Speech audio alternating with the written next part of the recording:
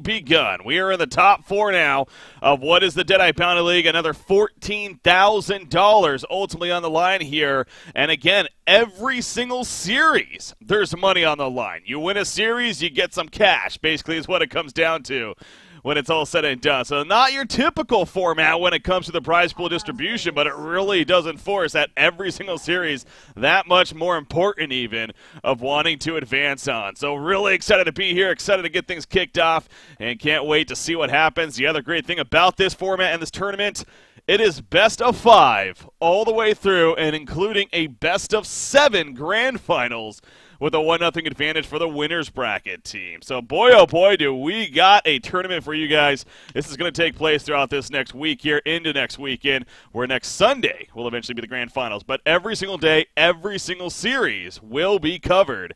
And today, with that said, as you see well on your screen here, the brackets, Complexity Gaming versus Reason Gaming here in this best out of 5. So really excited to be here, see what happens. And, of course, joining me as a co-caster today on the cast is the one and only Znewy. Znewy, how's it going? Yay! Thank you, Breaky. I'm doing awesome as always. This matchup especially is one that lays me very close to heart. Complexity Gaming versus Reason Gaming. Both those teams they're amazing, seriously. Those people, those players, I personally just love them. And now they get to face off in a best of 5, as you mentioned, in a game that there is a lot of money on the line, and the chance to move on to the winner bracket finals, and therefore off to the grand finals where you are up 1 game. So there's a lot on the line, to say the least. Yeah. There really is. And again, ultimately a $14,000 prize pool. But, you know, the other biggest thing about this is that this is some nice little extra warm-up on top of it all for the Ultimate Great event, of course, just around the corner in that DreamHack Summer 2015. So there's definitely several ways to look at this event for these teams here. And again, they had to grind it out throughout the group stages. Took about a month and a half, I believe. But ultimately, these are the 4 teams that are going at it. So, yeah, excited to be here today. Of course, Complexity and Reason Gaming. Now, real quick note off the bat before I get too much into it. Reason Gaming, they are using a ringer, unfortunately, today. Own Me not here.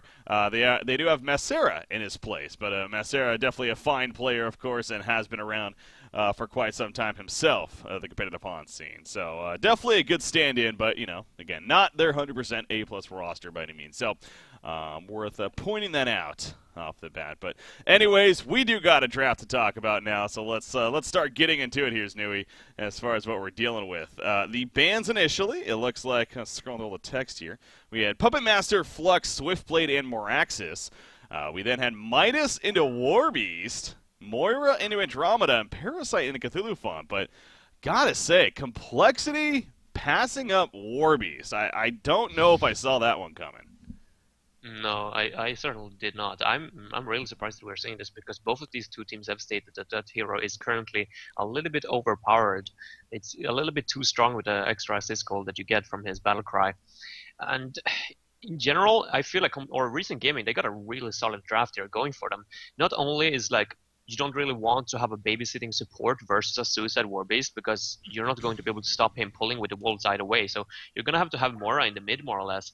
And then they have already Cthulhu, which is a very good hero versus the Parasite. And I sat down with both of the captains in Skype before this game, and I also wanted to ask them a little bit about their opinions, if there was something that they were especially or specifically afraid of. Mm-hmm. And Reason more or less just said that we're not necessarily afraid of anything except for that Flux in the mid lane. So we're going to get rid of him, because he's just such a fast farmer, and Fastest has shown in the previous series versus BMG earlier this week that he really knows how to play that. And they are looking to go for some kind of offensive kind of playstyles, because they want to shut down Beaver, or Formless, excuse me, is his new name.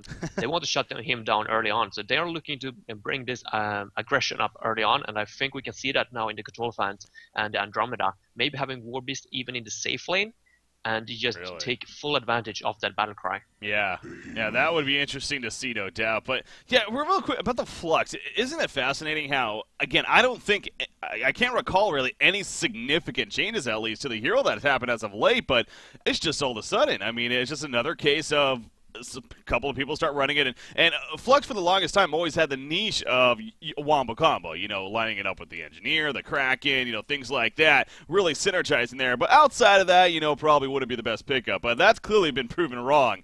He's just a good pickup, no matter the case. You don't need a wombo combo potential necessarily for him to warrant picking him up. So yeah, I can't say I'm too surprised the fact that he is actually banned first here by Reason Gaming with that said. He really has shown that is a strong hero to deal with. But Behemoth into Bubbles is how things are going to follow up now as far as the draft goes. So I know you're talking about Reason Gaming looking to maybe address or looking to be more aggressive, but man, look at Complexity's lineup. That is just a very aggressive lineup themselves off the bat here. In a way, yes. It depends on where they plan to run the Behemoth. I guess it's a suicide Behemoth because they have the Moira and the Parasite already. And if they were to face off with Behemoth versus the Warbeast, I would probably give the upper edge to the Warbeast. And Bubbles, with that Battlecry ability, we've been talking a lot, like Bubbles are actually able to beat even a 1 versus 1 outstanding hero like Shipper in the mid with the help of that Battlecry. So him going up versus a low-range hero like Midas, I think this is shaping up beautifully for Reason Gaming. I'm not sure if Complexity has really realized they are going to be going up versus a potential tri-lane here. And there's the Silhouette. I don't know. That's a very, very risky one as well. She is dependent on so much farm during the early to the mid game to get those core items into the Portal Key and the Nullstone. She's not going to have too much of a presence during the laning phase. Yeah. So you think they could possibly? You think Reason could actually do a trial in here, even with Cthulhu and Warbeast? Yes, I do. I think that this is going to be Warbeast safe lane and Bubbles in the mid.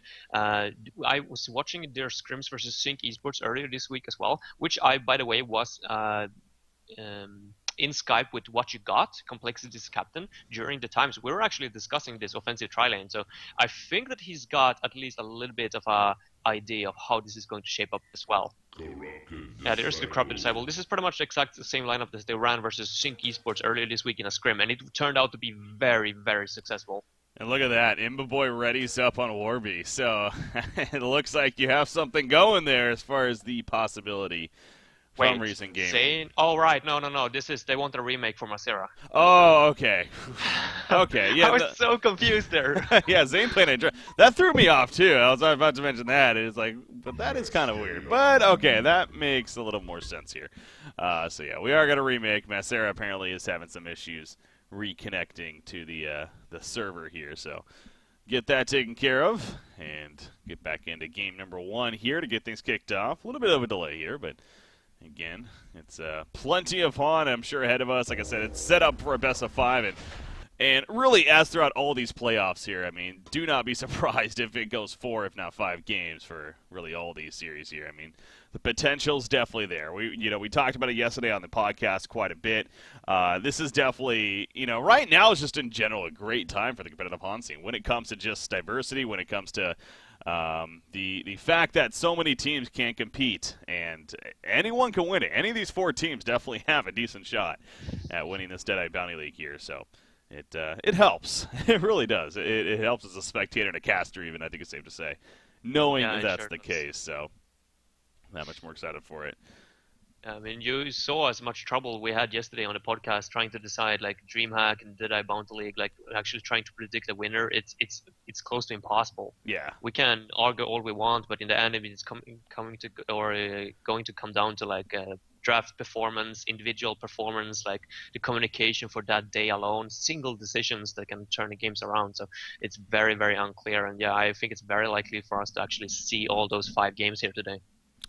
By the way, while we're on the remake here, and for those that may not have got the chance to watch the podcast yesterday, understandable, but if you did, you missed out on a couple of things. Probably one of the bigger things was we did officially announce the winner of the newest next caster. And, of course, going to DreamHack and whatnot to be a co-caster at it. And, well, just so happens Znui was a winner. Well, one of the winners. So, first off, congratulations, Znui, again. And, thank you. Going to be going to DreamHack here. And it happens to be, well, right next door to you even. So, that'll be nice.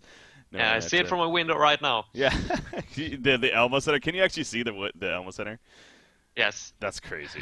You're that close. But also Shortcan is also going again, so kind of a double whammy there. It's a double winner. And again, really 100.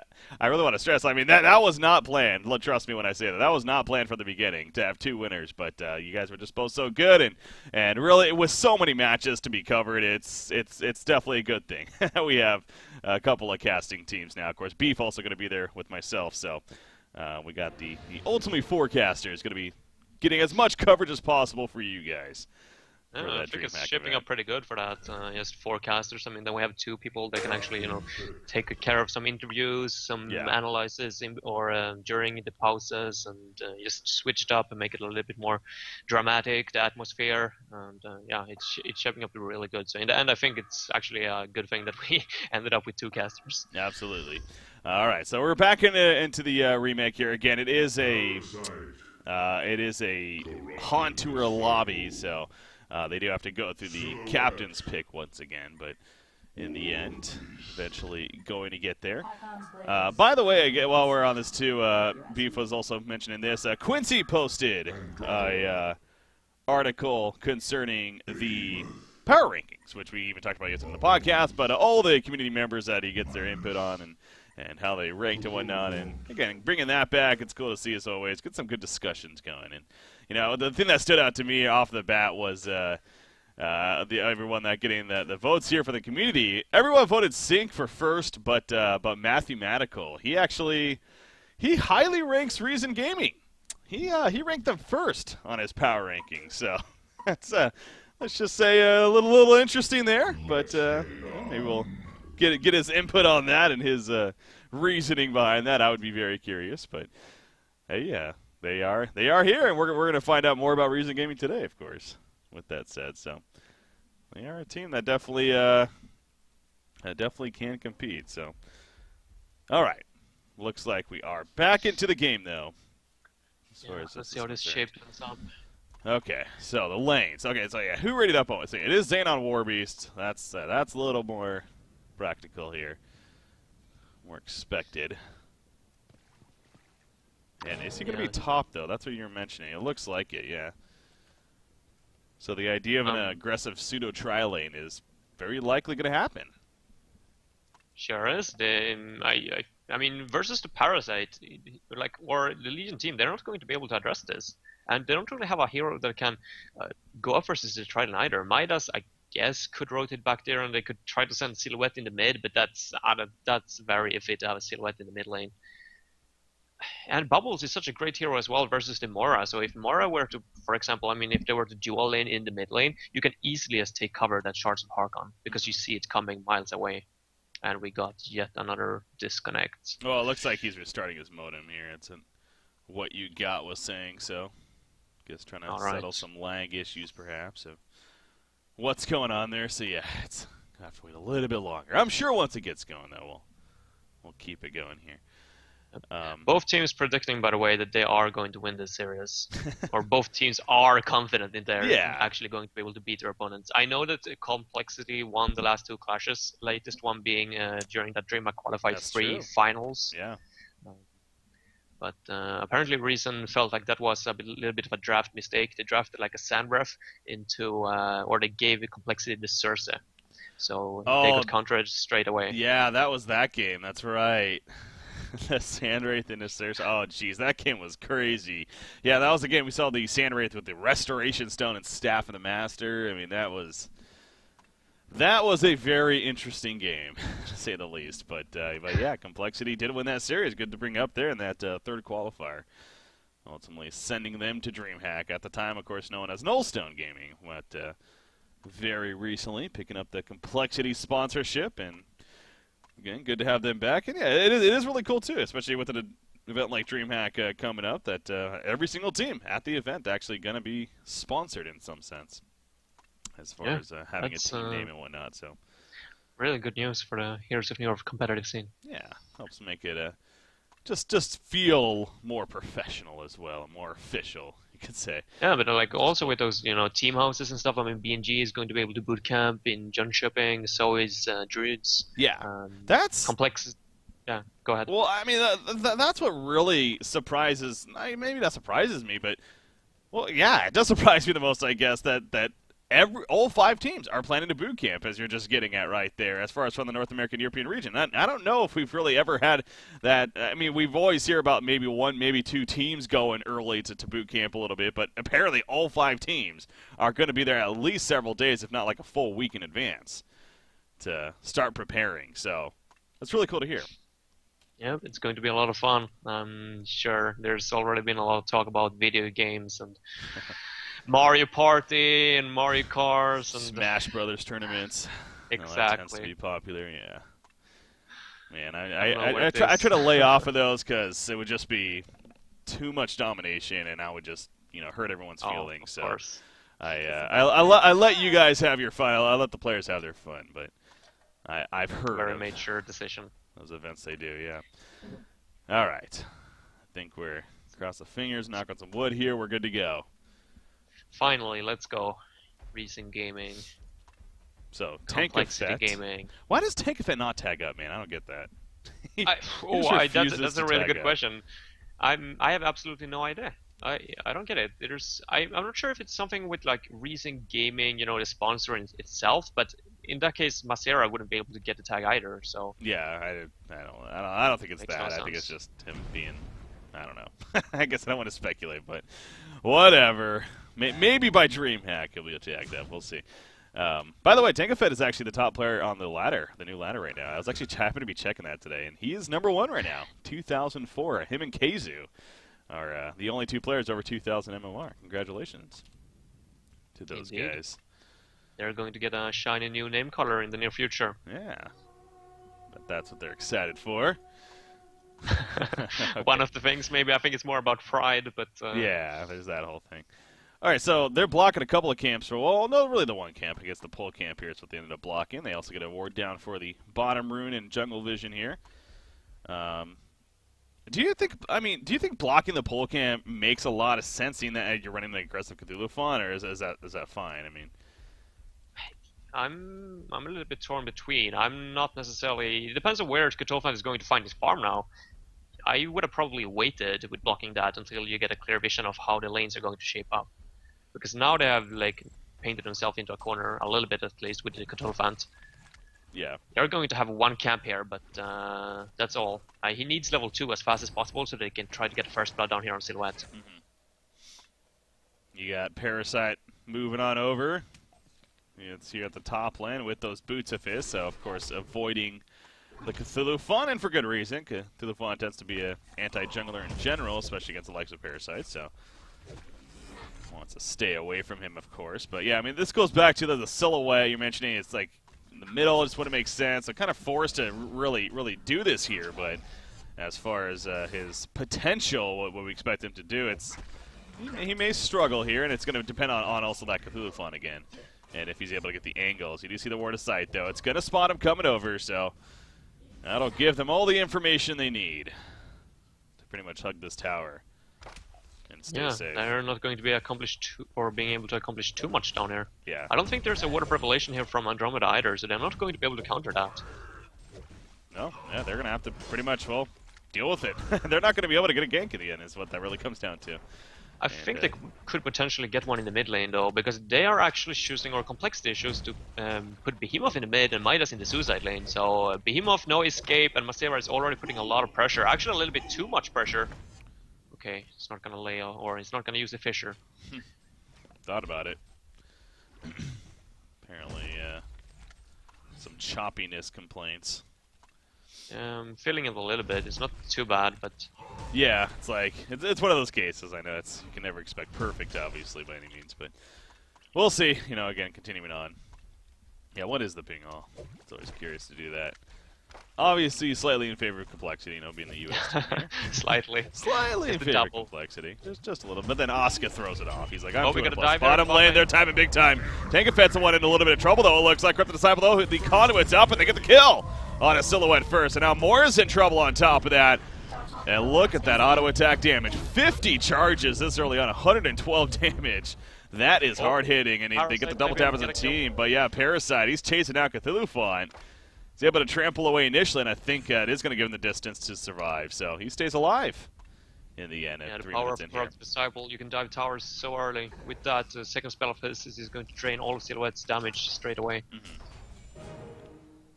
Manages to escape there with his life. Now Vote to Pause coming out. Is this... Huh, my replay thing is... Oh, there we go. Now it works. Just wanted to make sure I got that fixed. Yeah, that's just awkward though, because obviously it could have restarted or remade earlier, but... Exactly, now you're in a spot where you got 2 kills already, Yeah. and looking to be in a very, very good spot if you're recent gaming, so... I mean, they could give up those 2 kills, but it's... like...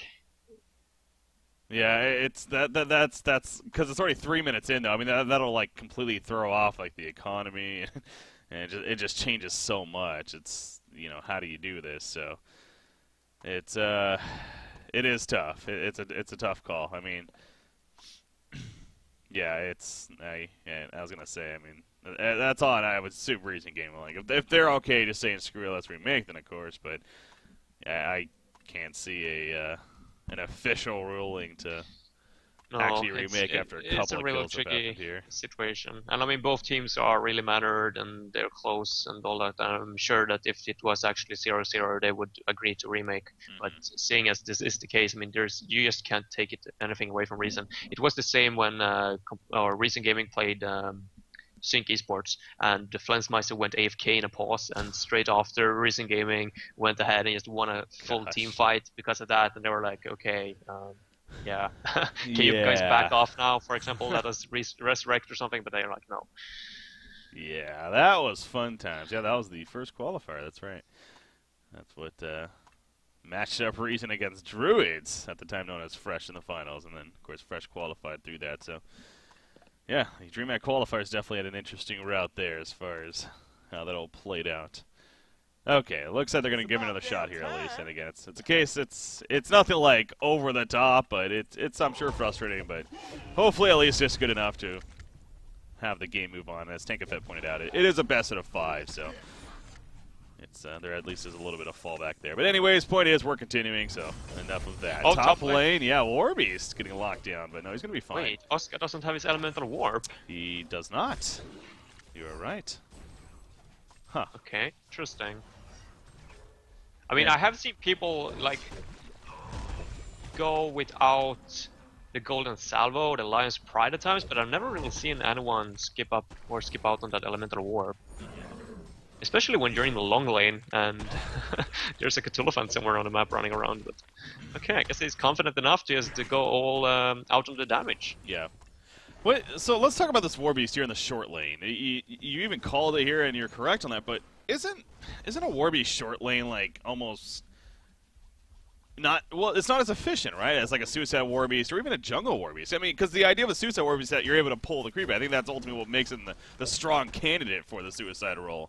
You can't really do that in the short lane, right? Or not nearly as effectively. So, and I mean, we see the lane control here. It's constantly pushed up in favor of Midas, it feels like. So, is this really worth running a short lane Warbeast? I think it is. I think Warbeast is like he's one of the hardest carries in the game. As long as you can find a farm on him in some way, he's always going to be very efficient when it comes to that late game. And usually Warbeast is running the Suicide lane just because of first of all the battle cry. You can use that even from the Suicide lane and just transition or I mean make the enemy support more or less useless because he can't do anything about the whole wolves pulling kind of thing. But I don't really think that it matters too much in what lane he's positioned, as long as he can find farm. Usually when you run a Warbeast in the safe lane, it's just because they have a weak Suicider. And I mean, I think that Recent Gaming expected Behemoth to be up here. Versus Melee's, Warbeast usually does very well with those wolves. You can send them straight onto Warbeast or Behemoth, and they can't do too much. Now it was a Midas instead, so it was probably a smart decision by Complexity to have Behemoth in the mid instead. Yeah, middle lane, speaking of that, Bubble's in trouble right here. No, he gets the Song of the Sea off just prior. The Finish Stun hits, but the blockage kind of hurts Parasite there from chasing. So great reaction though from Acera. And again, especially since I know, being a USC server, I know that tends to be, slightly, well, obviously a little more latency for these guys than usual. So able to react in time though. Now they're going back in. Kalefield hits on a Behemoth. Andromeda is the one that started this, and Fuzzy Sloth, he is going to fall as ultimately 3 players collapse on top of him. So Legion team tries first. It doesn't work, and, well, Bubbles ends up with the kill in the end. Top lane in the meantime. Warby's going to take some transmute, and Parasite now up here. Wow, 4 players up here to take out Warby. Silhouette. So, yeah, I guess they're rotating. Wow. I guess they are. Definitely not working out at the bot lane as they expected, and they feel forced to transition Swift or a Silhouette down here to the suicide lane, and this is not. I don't know. I mean, he can stay here for a little bit, but this is not going to be a long-term option. He's gonna have to transition back to the safe lane as soon as possible. Yeah, he doesn't have his ultimate up, so I mean, he is so vulnerable. Yeah, very, very vulnerable indeed. I mean, you see Warbeast, he's just gonna even come back up here. Obviously, not too big of a deal now that he knows, especially that that's kind of changed. You know, play a little bit differently, I'm sure. But yeah, Cthulhu Font's already rotated up here. As you say that, though, the Ward of Sight is gonna spot him coming in. So Parasite able to kind of react to that as well, as he's currently in a Wild Hunter and, well, going to come out of it, actually. Didn't have much life on it. But, yeah, Silhouette, she even ports back bottom. Geez, so Formless, you can't blame him, right? We're really just trying to find any kind of farm here, but still level 4, 9 and 2 creep farm at 7 minutes into the game for a Silhouette. That is not good news, but really, you got to give credit to Recent Gaming. That's where it comes down to the laning decision. The draft. I'm actually a little bit surprised that what you got didn't see this coming, because he was expecting that exact scrim when the Recent Gaming were playing Sync and they ran a similar lineup. So that Andromeda and coL really should have like given some or given him a hint at least not to pick up a Silhouette. Yeah. They should try to stack this pull camp down here for the Legion side, just get the lane back, get a lane ward out, and just force Hellborn team out of their own forest. Oh, mid. Yeah, they're going to jump on a Bubbles right here. Oh, the trample missed. Oh, never mind, it did hit. What am I saying? Behemoth got hit by it, but mine is able to finish on Bubbles right there. And now Cthulhu chasing down Behemoth, but the stomp and the turnaround with the auto attack to make sure to get him taken out. Asuka with a double tap right there. The Aurora is not going to be nearly enough damage to take out Behemoth, so good turnaround right there in favor of Complexity, and they get on the board once again and tie it up even at 3 hero kills. I think this is a mistake, big mistake from Recent to actually try to go for those kind of kills. I mean, Europe versus a Behemoth, he got a shockwave off cooldown, you know that, and going with a coL and a Bubbles. Bubbles has no lockdown whatsoever in the early levels because I mean, obviously you max the Shell Surf over the Song of the Sea for obvious reasons, and the silence is going to be like a split second, so it's not going to be enough to prevent that shockwave. Yeah. So it should be quite obvious, I feel, that 2 of those heroes are not going to be able to beat or take down the Behemoth. Yeah, you see Fuzzy Sloth too. He's, you know, again, especially playing a little bit more of a farming Behemoth than usual, and well, that's showing. Has a Steam Boots, the bottle. Wonder if he's even going to go for, you know, at least naming of the Exile or something like that before even going the Portal Key here at this rate. But the Portal Key, of course, is going to be priority still nonetheless, as soon as possible. But really, you know, we were talking about the struggles of Silhouette, but how about the success also of Corrupted Disciple? 400 gold per minute right now for Imbaboy. He's already got Steam Boots into the Energizer. Are we expecting a Staff of the Master? It seems like that's actually been a popular choice on Corrupted since we've seen him come back a little bit. Yeah, I think it's very likely it was him. He hasn't leveled up his ultimate quite yet. He's gonna focus on the Corrupted Conduit and the Electric Tide, which I think is the right decision, because your ultimate, it is good, but those other spells, they are too freaking good to pass up on. So even though it might seem a little bit odd not go for that Overload, I actually think it's the right decision here. He's just gonna wait until he hits that level 8-9 mark, and maybe even time it with a Staff of the Master later on. But it gives so much survivability, like in stats, and that's pretty much all the Corrupted Disciple needs. He needs a BKB as well later on so that he can just keep running after his opponents. But if you look at the Legion side, there is the Midas combo, but there's quite a lot of unreliable stuns at the same time. It's only the Fissure, more or less, that's secure. So I think the Staff of the Master and just go for the tank around is definitely the right choice here. Yeah. Going back to the Warbeast too, Quincy pointing out on the stats, it's actually kind of interesting. A short lane Warbeast, only 1-3 record. I mean, it's only been happened 4 times on record that he has there, so that's also kind of interesting in itself. But you know, 1-3 compared to, you know, well, just much higher success, of course, in both the jungle and the suicide, especially in the jungle. Even apparently, that's where he has his highest success rate as far as win percentage goes. So Recent Gaming though, trying to, you know, come out on the positive end of that. However, again, not many games have been done with it in the short lane, but they do have the Corrupted Disciple once again, who's having a great time. Middle lane, they're trying to set up. Andromeda's here with Bubbles, and now so is Cthulhu Font, but Behemoth, he feels something's up. He's going to sit back somewhat, and it looks like he is going to be fine at least for the time being, but through the fun instead. We'll go back into the jungle, but yeah, I just still can't get over it. You figure by now Silhouette would have found a little bit of room to start recovering, but man, still under. I mean, 160 GPM at 11 minutes in. And that's only with one death. It's not like he's dying over and over again or anything. He just can't get any farm. Yeah, I'm not sure why they're not stacking this pull camp down here and just pulling the lane back. That's what they should do, and they should place a lane ward and just secure the forest, because even if Behemoth and Oscar on the Midas are doing good, they are 350 gold per minute, the Midas close to 300, they got good levels and all, they're just going to be able to carry them so far into this game, like maybe to the mid game when they get PKs, but they're never going to be able to take this into the late game versus a Warbeast and Corrupted Disciple unless they find farm onto Silhouette. And that's why it's so important to have a good laning phase as a Silhouette, because you don't have that recover ability, you like don't have that soul, those hands, for example, as a soul stealer, or as a bushwhack you got your ultimate, or as a clanks you got your bang ability. As Silhouette, you're very dependent on getting like kills with your pull key, being active in team fights, counter pushing lanes, getting tower kills. So far nothing is happening, so even if he were to find some farm now, I'm afraid that it's already too late. He's not going to have much of an impact in this game until this game goes for like maybe 40+ minute mark. Yeah. Lowest goal per minute Silhouette in a win is 482. Yeah, so if you want to win the game, you need to get that GPM up, basically. Again, Silhouette, yeah, that's you're just talking about as far as recovery chance. It's maybe not as friendly as others, so I don't know. It's hard to say what complexity, how they're going to fall back here. Well, I guess the obvious is that Behemoth getting that portal key is going to determine a lot too, and especially since he's also level 10. I mean, if he's able to get level 11, by the way. Well, what's going on? Oh, yeah. Parasite's coming in. There's a Fidget Stone face hug. It's in range, and that should secure the kill, as it does on a bubble. Okay. So, good setup. And there's the portal key.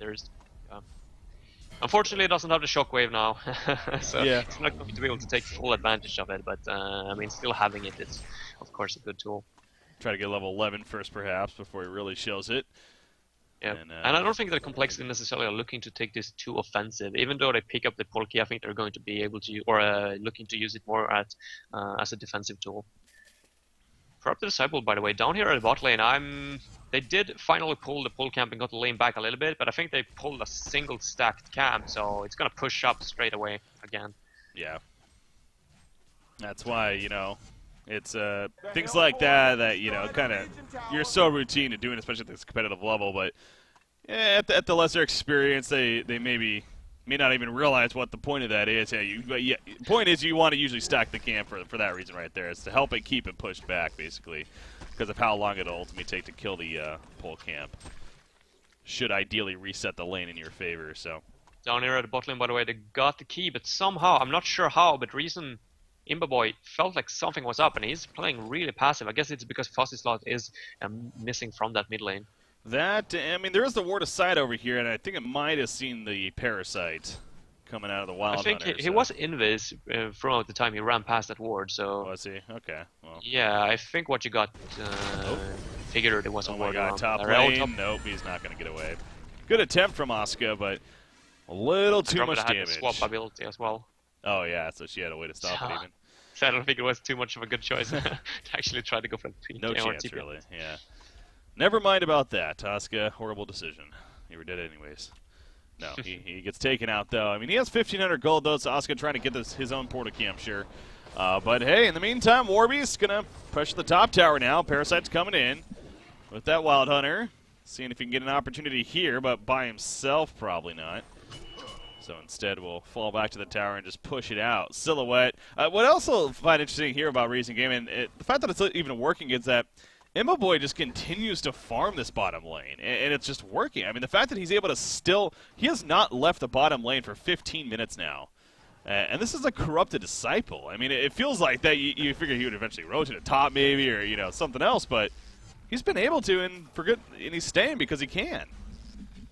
Yeah, I don't want to take anything away from Reason Gaming. They're playing absolutely phenomenal at this point. From the draft was perfect. The vision right now that they have on the map, they see all the rotations. The communication is obviously on top, reporting that Behemoth was missing from the mid, but this still goes back to complexity. I mean, why are you not pulling that lane back? I mean, you got the potential to do so, or a possibility to do so, by just stacking the freaking pull camp, but they pull a single camp. Oh, and now Silhouette is in trouble. It's going to be taken out. Yep, found by Bubbles here. Easy kill on Oh my god!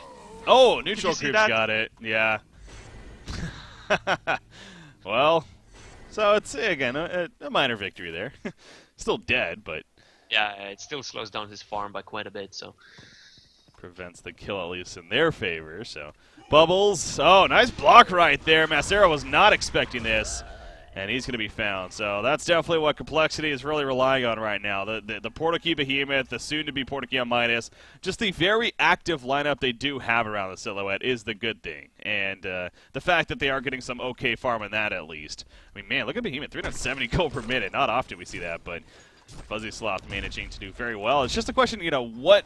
Again, this isn't a Pebbles, this isn't a Deadwood. He's not like a constant, I got a portal key, you're going to constantly have to worry about me. The Shockwave's the big thing.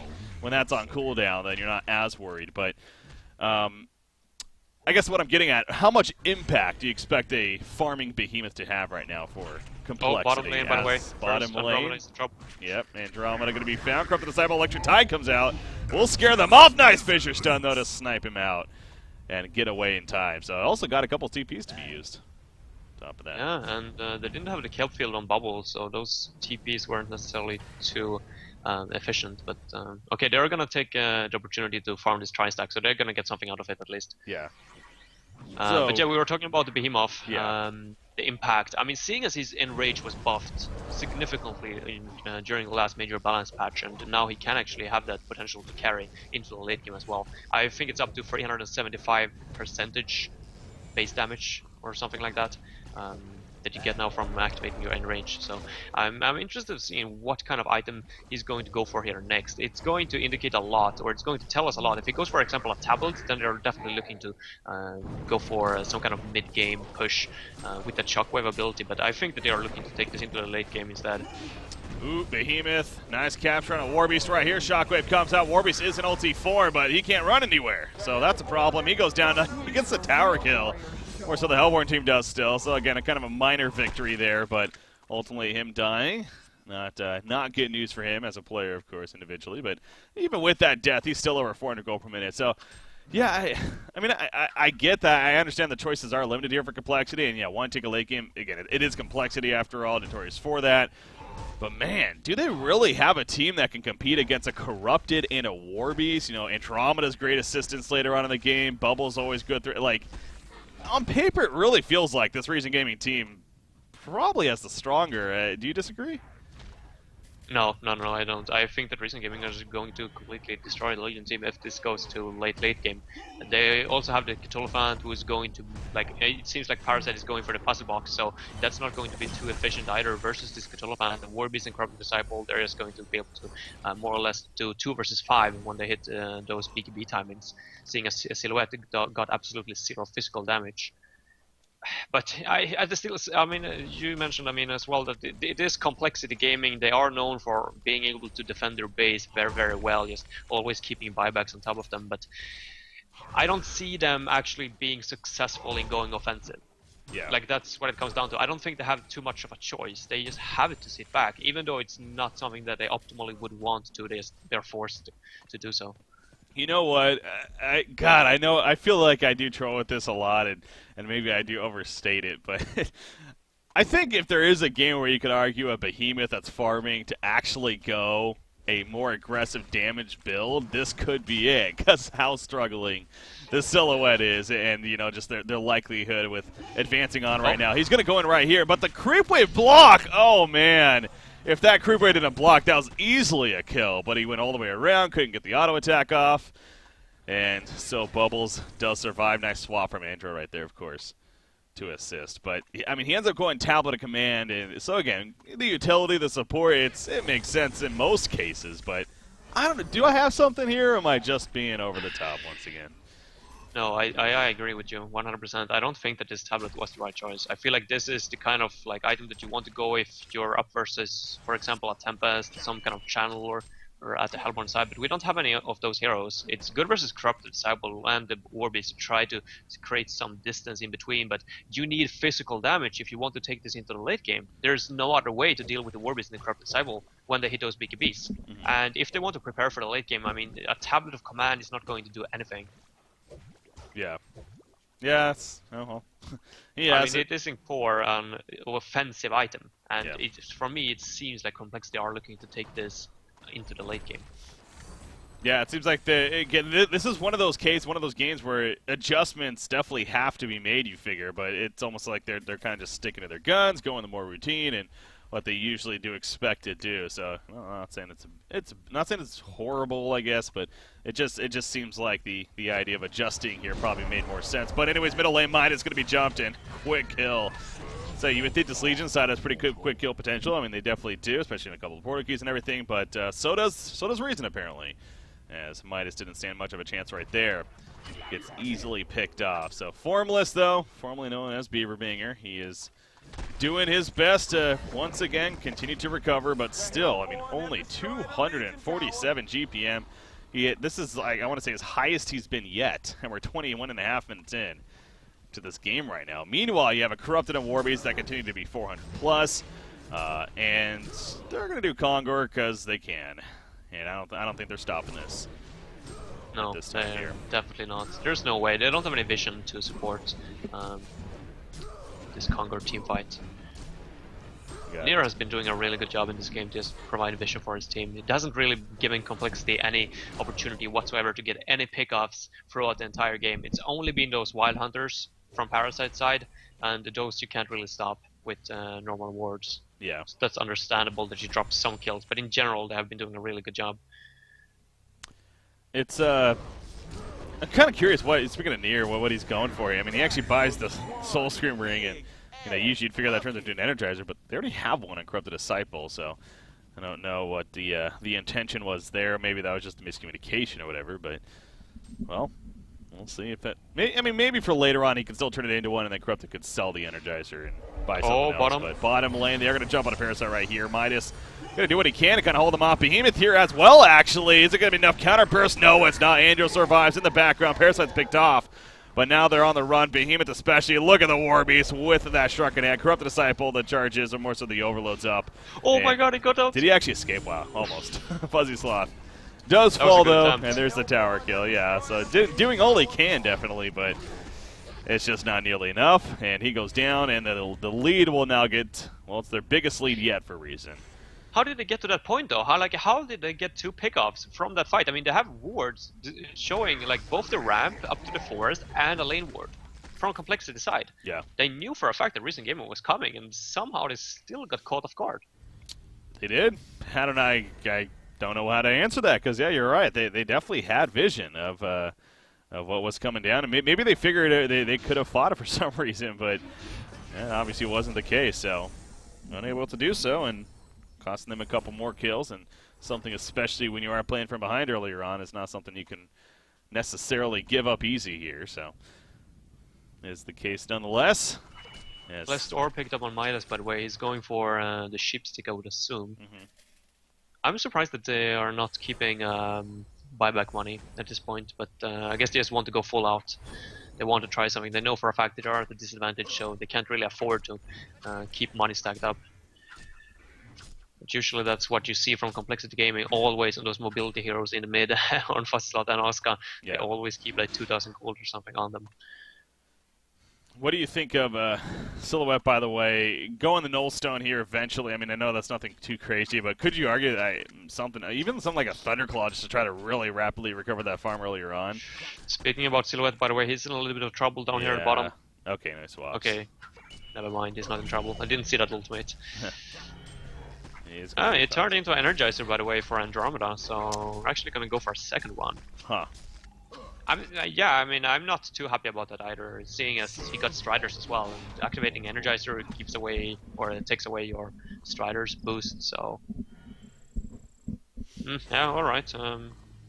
Maybe it was a little bit of miscommunication, like you mentioned as well, that he went for a Soul Scream ring and then he figured, okay, I already got 1/3 of the cost, I'm just gonna turn it into an Energizer.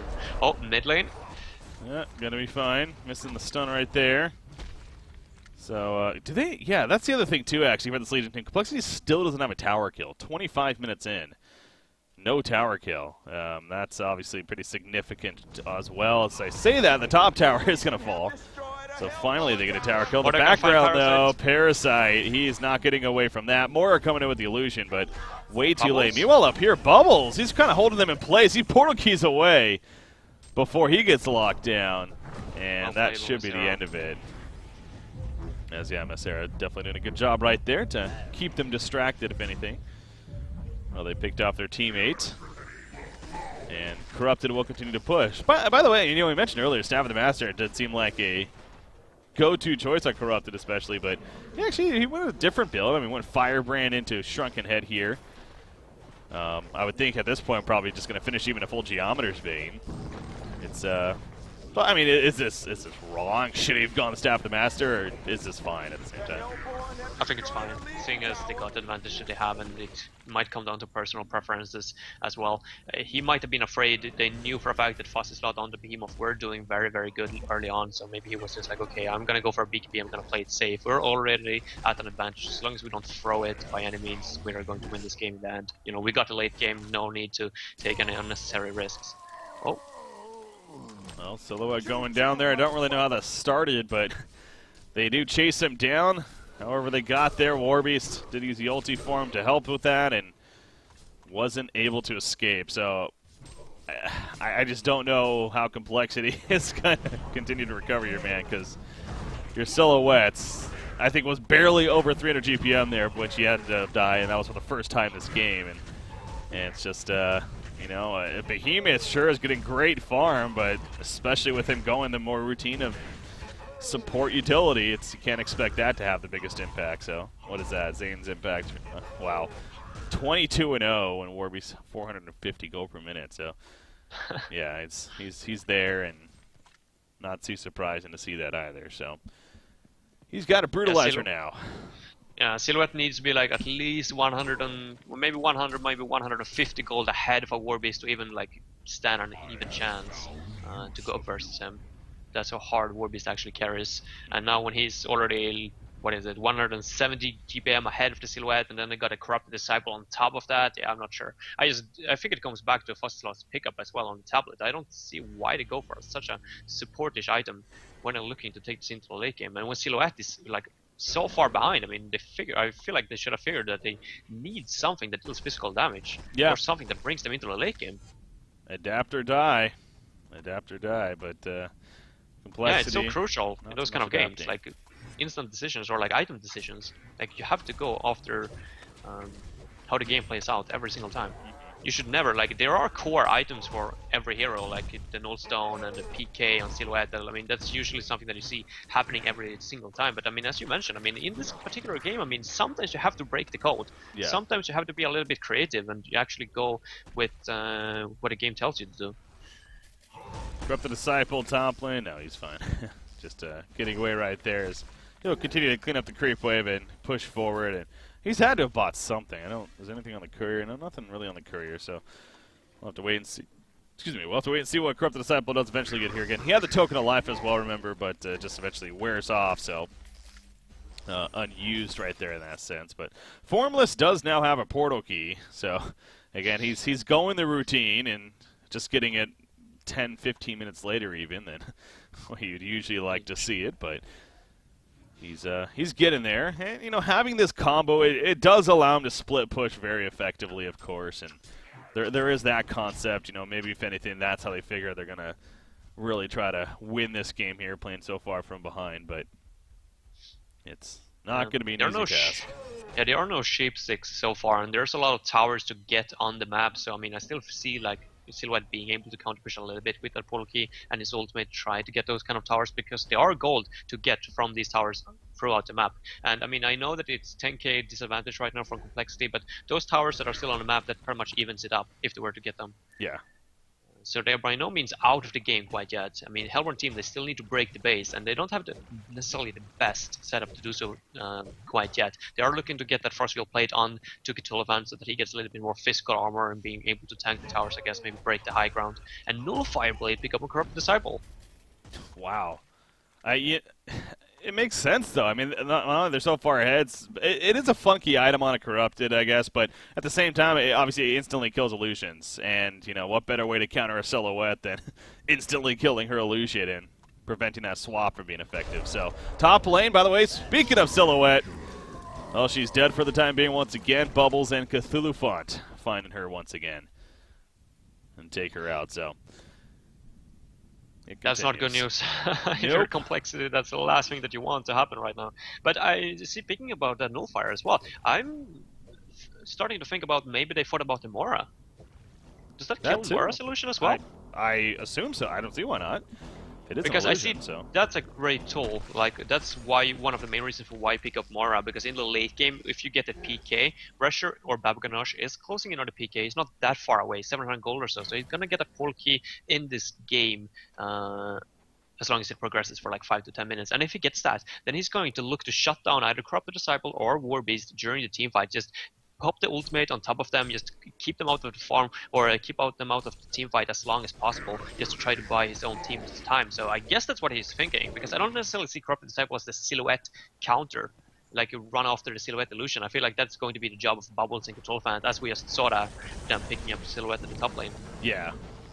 Yeah, and again, it is just a funky item on Corrupted too, who's not necessarily, you know, relying on crazy attack speed. You figure that's where a Nullfire Blade would really benefit, and things like that. So it is a funky item seeing on him overall, but again, it's not horrible either. There is good logic for it, as you said, both not only Silhouette Solution but Moira's too, and there is most certainly utility there, and of course it's the natural of the nice little slow and purging yourself in some cases. It's that could be the useful thing. So just all around a good tool to have, and again, when they have a lead like they do, I don't think there's an item he necessarily could have gone that would have just really thrown it by any means, at least realistically. So it's well, he still has the Energizer, and now with the Nullfire Blade as well. I mean, his inventory is starting to get a little bit. I assume he's going to sell the Energizer, of course. Yeah, they got one on Andromeda. Yeah, they have that. So. But, yeah, again, I would think probably at least finishing a Geometer's Bane here first before going elsewhere. Warbeast, though, he actually is taking over the top farm, 480 gold per minute. They're doing Kongor again. He's, I guess he got a Soul's Bulwark here recently, and a full Demonic going to be in the works, too. So, Recent Gaming kind of grinding it out themselves. They're not going over the top. They haven't even really tried to push into the base just yet. Honestly, they probably could have, but at the same time, you know, they are going up against a Behemoth. Has a level 3 Shockwave now. Great counter push in general. Not only Behemoth, but a Midas especially. I mean, they have a lot of counter push here on this Legion side, so it's definitely not easy to break into the base. Oh, they're going to try to find Fussy on the Behemoth. Well, the tablet helping him there. Is it going to be the difference maker in the end? I don't know. Portal key 2 seconds. Yes, he should be fine. Yeah, he gets away there. Somebody's good for the time being. But now with the token alive, again, it's not easy to break into the base, but I assume with the token, they're going to give it a shot here. Oh, Midas in the mid lane. Just picked up a poor sheep stick, by the way. Going to maybe have to use that to help her escape here. Nope, portal key. However, they have portal keys themselves if they find her. Trample, trample. Ooh. Doesn't go for it. Meanwhile, denying the middle tower. Happening right there. God, no. Frostfield played on Tankafet. Yeah, I'm not sure how the Legion team is going to be able to turn this one around. They need like a god tier shockwave from Behemoth in that case, on 4 people. There's no other way at this point.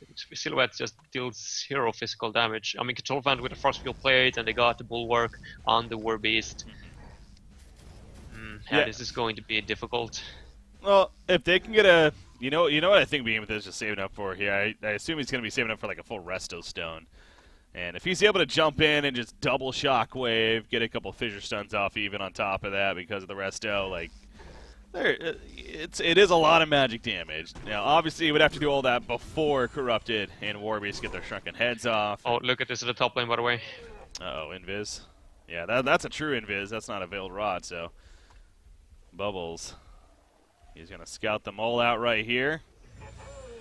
Oh, Legion team think they're being sneaky. No, not so sneaky. They're going to get caught, in fact. Cthulhu fall with a big trample right there as well. Midas, he's dead off the bat. Parasite at least able to get the kill on the Bubbles in the background, but there goes another kill on a Behemoth. He wasn't even able to Shockwave, let alone Fissure. Well, I guess he fissured, but anyways, not doing too much in the end, as Parasite is going to be able to run away. More also kind of stalling them as much as possible here with the Arcane Vortex, but ends up being 2 kills. Well, make it a 3rd kill as Mora is chased down by Zane right there and eventually killed off. So 3-for-1 exchange in favor of Recent Gaming. Silhouette, again, she's pushing the bottom lane, doing what she can at least, trying to make something happen, but their base, it's going to start dropping here. They got a buyback on to Behemoth, but I don't think they want to use it. There's simply no way that they're going to be able to defend it. They're just going to have the left side. No, wait. Back. Recent Gaming are actually backing off. They got a token of life. Okay, they're just playing it safe, I guess. Yeah, well, anyways, they're going to jump right there. Okay, so there you go. Quick burst on a Corrupted. He dies. Token is used right away. I was going to say, though, I mean, honestly, with just Behemoth, Silhouette, and Parasite, especially with the farm on Silhouette, I think they really could have gone for a really strong push there. But, again, they're in no rush, though. They understand that clearly. So why really force the issue here? There was no face huggle nor puzzle box on the Parasite either, so he was completely useless in that fight. But I guess they feared Midas buyback, seeing as complexity. Yeah. They are known for having those buybacks at all times, so they don't want to take an unnecessary risk. They play it safe. They got this. That is true. Yeah, as we saw, obviously he didn't have one, but they may not necessarily have known that. So again, the just in case route. Firebrand finish on Silhouette, so it's again nothing changing here as far as build. The formula's literally just going the very typical generic routine build, which most of the times does work and makes sense, but very rarely we see the impact of it in this case, where struggling to be 300 GPM. They found him somehow down at the bottom. Yep, Kelfield hits him. Yeah, I don't know how they scouted him, but they managed to find him. No clue. Ooh, I thought he could have almost. Wow, he's going to tablet here. He's just going to go for the escape. He got tableted himself, actually, first. That was fun. Well, he gets away. This time it works out. So good for him.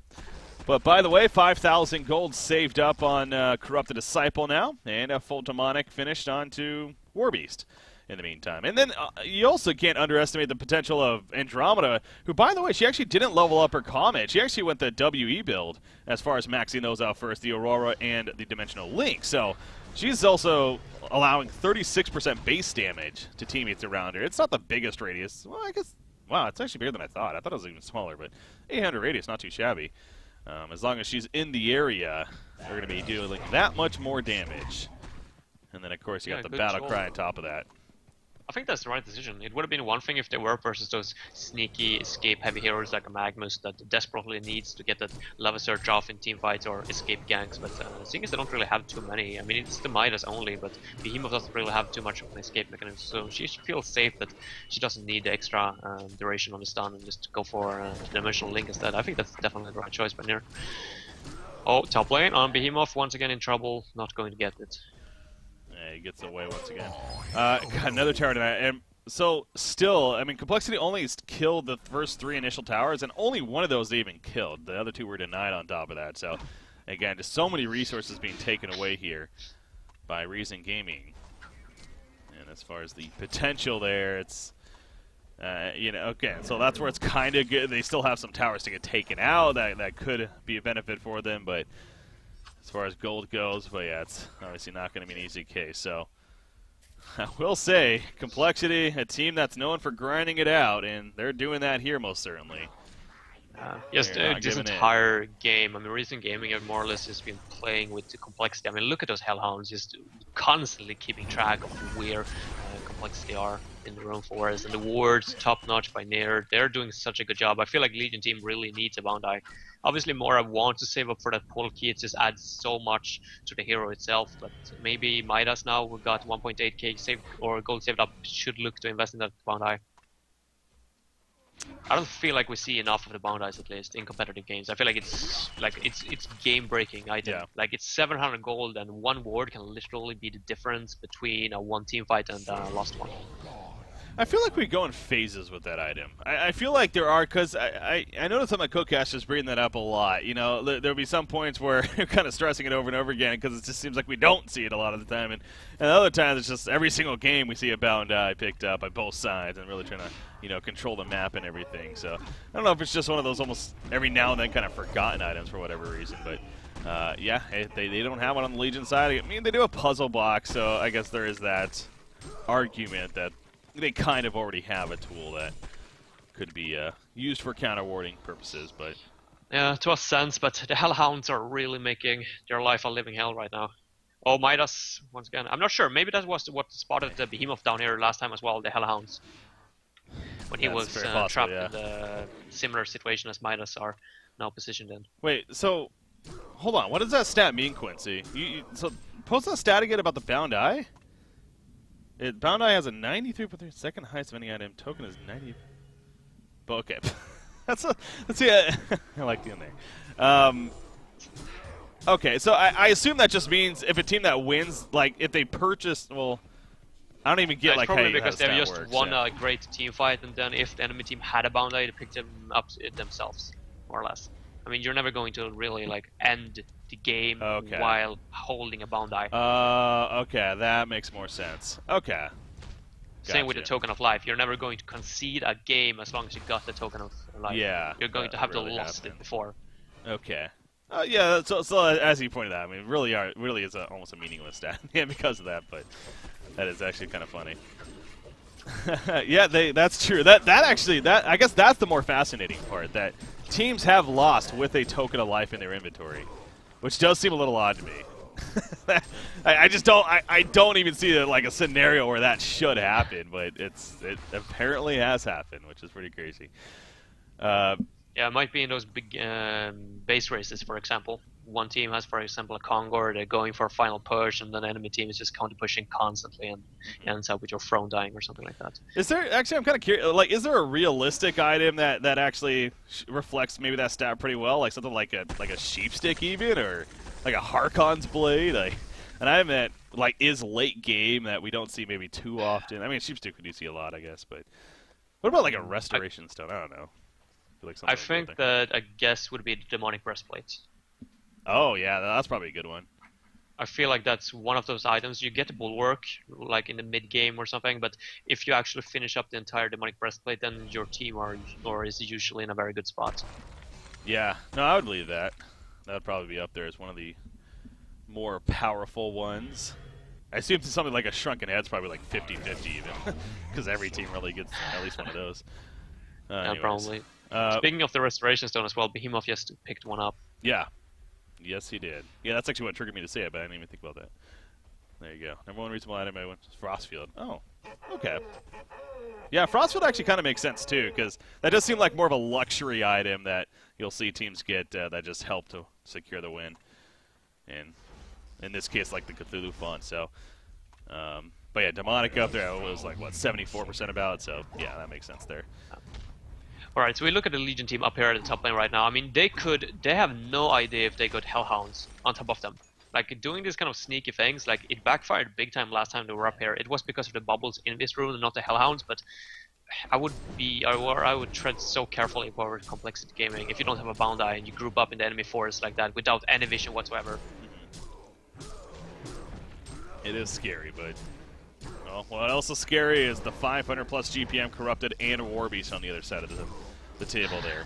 Yeah, but I mean, they need to get a Bound Eye. That's what I'm trying to stress. I mean, look at the wards by Nier placed. I mean, they're covering every single like entrance or exit from the Legion's base. There's one down here at the bot lane. There's one in the mid forest here at the camp. There's one at the top. They can't escape or they can't leave their own base without being spotted. And if they get out of their base, somehow they're just going to sell Hellhounds after them. And as long as they don't have a Bound Eye, there's like no way that they can get like a clutch pick off or anything like that in recent gaming, because they follow their every move, and they have throughout the entire game. They've just been playing this perfectly. Yeah, I agree. I understand it may not be one of those quote unquote sexy items to pick up. Like, it doesn't increase your damage, it doesn't give you a crazy mobility and things like that. But it really is necessary, and you are bringing up a good point here that it just seems like if they had a Bound Eye, they could easily, take care of a couple of these wards. But because they don't, if anything reason, it's just, you know what, we're going to play some very aggressive and greedy wards, but you're not going to counter them because you're not willing to spend the 700 gold for an item such as the Bound Eye. So that's just even more reason why, well, Reason Gaming is in a very good spot here, and 44 minutes in. Who paused this? The Legion side. I guess it could be a strat pause. Yeah, it's like, okay, we're down 22,000 gold, 20,000 experience. Our silhouette just finally got a Geometer's Bane. What do we do now? What do we do here? Well, you hope at least two of the players disconnect in a big team fight. And hope that one of them's not Warbeast, because even if he's DC'd, he'll still wreck you with the right clicks. Corrupted, by the way, Wingbow, I mean, It's, we know that he's farming crazy, and not crazy to see more items on him, but worth noting there. And Warbeast has to be getting something here soon. I feel like he's been sitting on a lot of gold for a while. Whose shrunken head is that? Oh, well, Cthulhu is also going to have a shrunken head on top of it all. Cthulhu with BKB, that's not something that you see too often. Nope. It sure is Usually not. as a tanky presence, he doesn't care about magic damage. As long as he can soak as much damage as possible, he's happy. But, yeah. That's one of those luxury items for sure. Well, we'll see what the pause is about here shortly. Hopefully not too much longer for our moving on, or resuming on, I should say.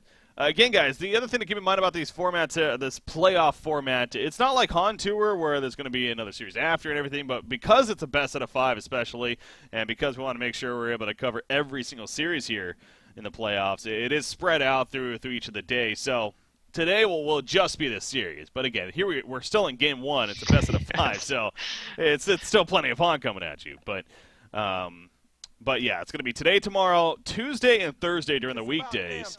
And then, of course, next Saturday and the next Sunday, which will be the grand finals. Again, a best out of 7 there with a 1-0 advantage for the winner bracket team. So. 1 hour and 20 minutes in. First game only. Or 1 hour and 20 minutes have gone past. Yeah. Since the starting time, more or less. We're in game number 1, so I think it's safe to say that we're going to have our hands full with the series tonight. I also want to ask Quincy something. Can you, or do you have stats for like most denies in a game? What are we at here? Yes. Oh, Corrupted 94. Disciple. Wow. That is ridiculous. Yeah, that's one of those. It's like early on, you'll see it maybe sometimes pretty high, but then it just tapers off because obviously when the game leaves the laning phase and stuff, they're not as inclined to constantly be denying the creep wave and everything. But yeah, not often you would see triple-digit denies, and Himbo Boy just about there as far as that's concerned. Oh, they're gonna finally try to break into the base right here. Restoration Stone, by the way, on Warbeast. 125, jeez. Wow, Restoration Stone, yeah, taking a page out of Casey's book right there. On the Restoration Stone. Corrupted Disciple, he gets blocked by the Fissure Stone, but again, he's not too concerned. He pops the Shrunken Head, I guess, concerned enough. Midas gets swapped in, by the way. She pops her Shrunken Head right away, but the Brutalizer procs. It's as if she didn't even have it right there. Mora goes down as well. Down goes Parasite in the background. Silhouette's going to fall in. I got to say, really as expected, they just dominate the fight and easily get the Rax killed. You do see buybacks happening from the Legion's side, but obviously that only means that, well, their inventory is still going to be somewhat lacking now because of that. And I mean, Behemoth didn't even use a Shockwave there, let alone 2 Shockwaves, so there is that they got, but... I think it was waiting for the BKBs to taper off or to fall off, but the team fight was over when that happened, so he had no opportunity whatsoever. Yeah, basically. Yeah, that's one of the tricky power things as well with the Token of Life. If you're a Corrupted Disciple, you're not going to use your BKB until that Token of Life drops, more or less. You're going to use it when you respawn. And that just makes Behemoth Shockwave even more tricky. Like, when are you really supposed to use it? Oh, Cthulhu's gonna spot him! Yeah, and I don't even know if they necessarily knew he was there. They were almost just guessing, but they probably did at the same time. He pops a Shockwave, but it's like, what does that really do a whole lot? Bubbles felt it a little bit, but Cthulhu did not. He had the Shrunken Head up. They're still chasing it. There's a trample onto Silhouette. She gets swapped, actually, almost helping her. And maybe even kill Bubbles, but no, Silhouette is going to fall. As Corrupted Disciple, he's still feeling pretty good again. He's low on life, but he has a token. Doesn't matter anyways. GG well play going to be called. And Game 1 will officially go to Reason Gaming here in this best out of 5. So, yeah, really just a case of saw that coming for a while there. A mix of the draft, no doubt. I mean, Reason drafted very well. The lanes were very powerful, but also just their play. They were just on point. I mean, there really just very few, if any, mistakes there. Yeah, I don't think there was a single thing like in that entire game. It would have been the gank attempts on a Behemoth in the early game that they might have been better off without. But I mean, in general, I mean, Recent Gaming that was such a splendid performance, and they were playing with a ringer as well. Imbaboy kind of stated a little bit that Onmi is one of those initiation or those kind of guys that makes a little bit of calls, in team fights and that kind of stuff, and it might hurt them not to have him. But Masera so far on this on this bubble just played excellent, and yeah, props to the entire team. And the draft especially, I feel like that's really where Complexity Gaming fell short this time. feel like Chris or what you got should have seen that coming a little bit sooner. Last picking that silhouette, that was a little bit over the top. Mm-hmm. Yeah, and clearly it was not a favorable lane whatsoever for him, and it just all fell apart. Yeah, obviously Formless, the player, he was the one playing it, but I think that was definitely more of the what you got side of things with him drafting, and probably didn't set his team up the best. I mean, yeah, geez, that has to be one of the worst games stat-wise for Formless. 0-5-1. And I mean, he managed 380 goal per minute still, which is okay. But yeah, 0-5-1, that is not a good stat to have. Especially as a carry. Better than Formless confirmed. Yeah, there you go. It's a new name, and we're still trying to figure out that new name, I guess, now. Anyways, guys, we got a short break coming at you. But, of course, we got game number 2 coming around the corner now here for the Eye Bounty League playoff action. Reason Gaming up 1-0 over Complexity Gaming here in this best out of 5. Stay tuned, guys. We'll be right back. Game number 2.